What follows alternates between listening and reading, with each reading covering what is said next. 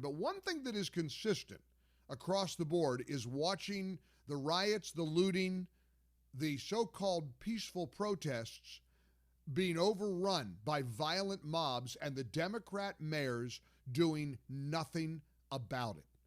We see that, we watch that, we witness this, and the president wants to step in.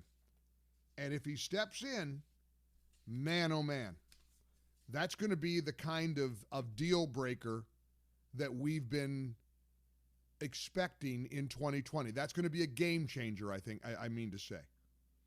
Here's what the president said yesterday in the White House interview. This is courtesy of Fox News, cut number 1. This is the president talking about cities run by Democrats, and it must be said, and if you're a Democrat and you bristle at this, call me and challenge me on it. Because I know this is correct. This is the common denominator. Portland, Seattle, Chicago.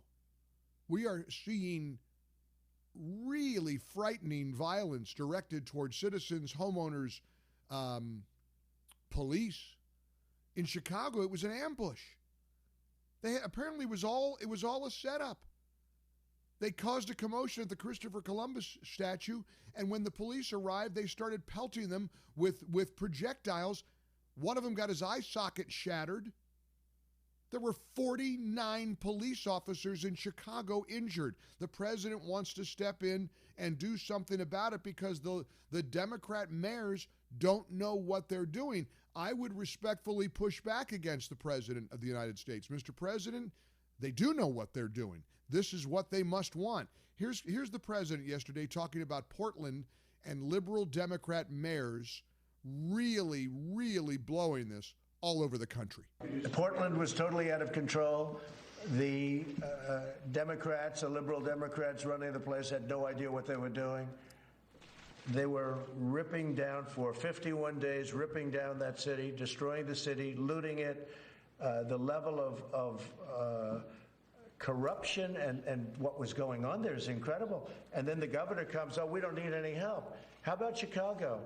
I read the numbers were many people killed over the weekend. We're looking at Chicago, too. We're looking at New York.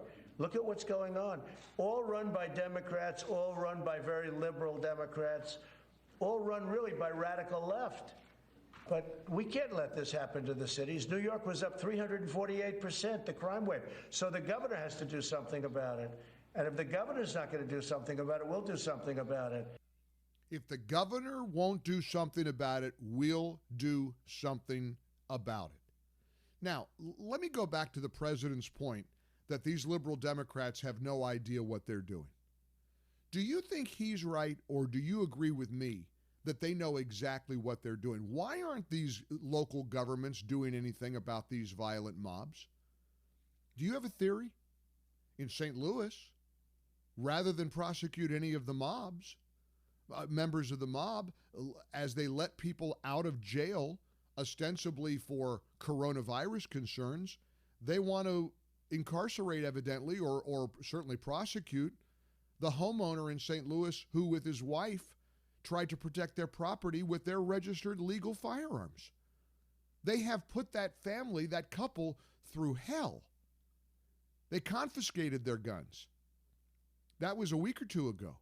Now the radical activist prosecutor there is prosecuting them for, as the media keeps putting it, waving guns at protesters.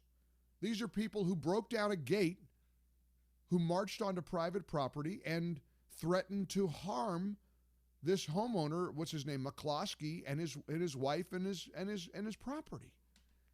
Everything is upside down right now.